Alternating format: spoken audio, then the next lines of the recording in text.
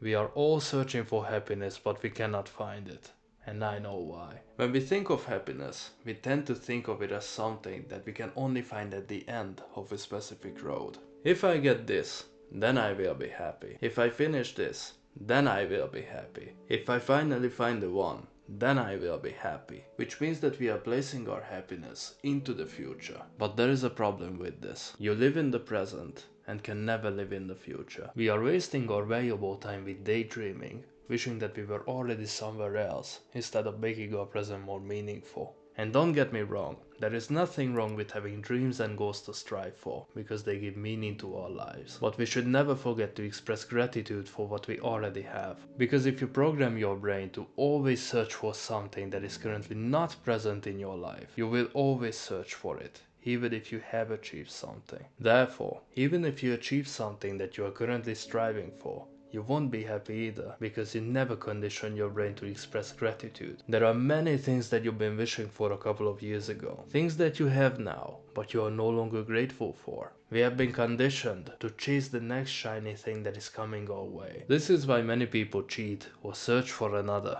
instead of ever trying to fix a relationship. This is why you no longer appreciate the car, the phone, or anything that you already have. You just want another, even though there is nothing wrong with the current one. And now you might be asking, okay, but how can I be happy? I'm glad you asked. Let me give you some advice. Learn to express gratitude. I know, life can be hard, but I can guarantee that no matter how hard your current circumstances are, you can still find things in your life that other people would be happy to possess. You don't need to think of monumental things. The way I like to do this is to have a gratitude journal, in which each day I have to write down 3 things that I'm grateful for. For example, I'm grateful that my parents and my grandmother are still alive and well. And on a subconscious level, I appreciate and think about them more, because I know how fragile life can be.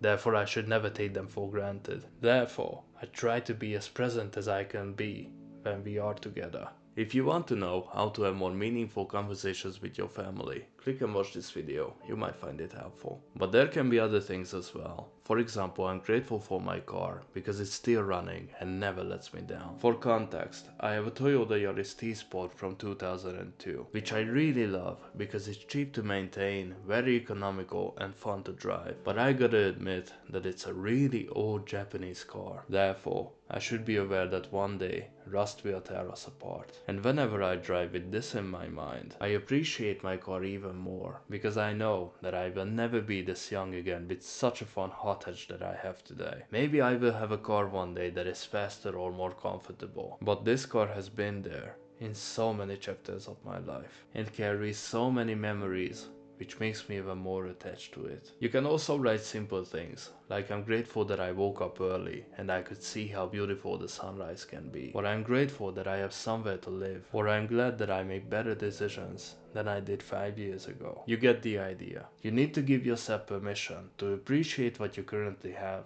and understand that nothing lasts forever. Your family, your loved ones, your possessions, eventually everything is going to leave you behind. And one day, you would give everything just to get back what you currently have, wishing that you were more present in those moments when you were with them, instead of taking them for granted. Now, you don't need to use a journal for this, but I highly recommend expressing gratitude in any way you like, early in the morning. I just find journaling to be the best version of this, because you can actually see these things physically written down. Because you know, spoken words fly away and written words remain. But the main reason why expressing gratitude is so helpful is that you will become more present in those moments that matter the most. You are no longer going to take things for granted, because you will be present, and you will understand how important it is to appreciate everything that life has to offer. And the best part is that your mind will actively search for things to be grateful for, and you are no longer going to search for what you currently don't have.